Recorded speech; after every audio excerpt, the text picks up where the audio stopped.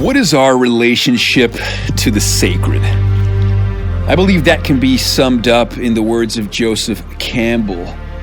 Our relationship to the sacred is one in which we are beheld in aesthetic arrest, right?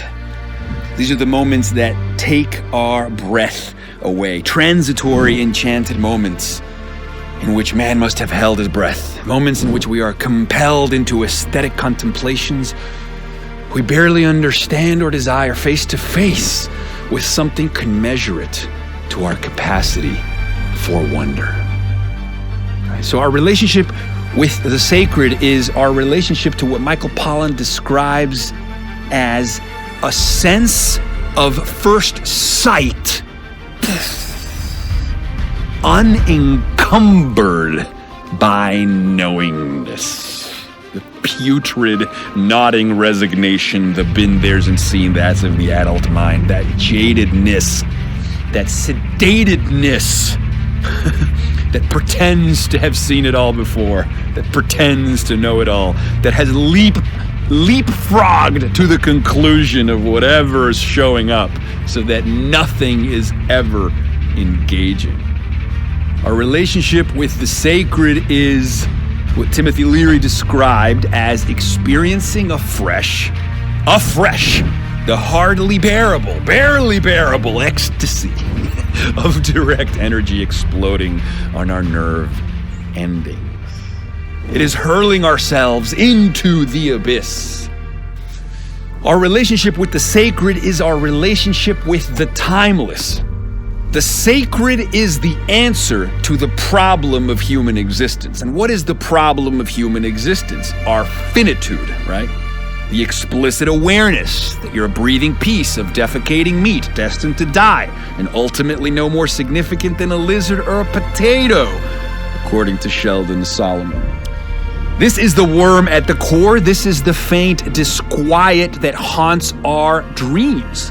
To have emerged from nothing, to have a name, consciousness of self, deep inner feeling, an excruciating inner yearning for life and for self-expressions. And yet with all this, yet to die.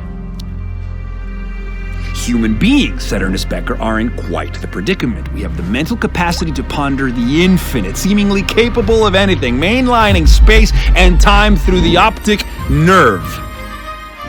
Yet we're simultaneously housed in heart-pumping, breath-gasping, decaying bodies. We are simultaneously gods and worms. And in response to this existential quaking annihilation, right? This realization that we are mortal beings, the only response is the religious impulse. The only response is a contention with the sacred, which is to, again, contend with the unknown and strive to make it known. It requires absolution. It requires apotheosis. It requires ecstatic surrender. It requires letting go. It requires a leap of faith, right? Absolute unmixed attention, a form of prayer. If you cannot submit, you cannot die. But if you cannot die, you cannot be reborn. Our relationship with the sacred is a bliss-fuck crucifixion. It's a holy moment. It's the time we see the world in a grain of sand, as Blake said, and heaven in a wild flower. It's when we get to hold infinity in the palms of our hands. It's when we get to hold eternity in an hour. The sacred is all we have. The sacred is all there is. The sacred is what we've been looking for.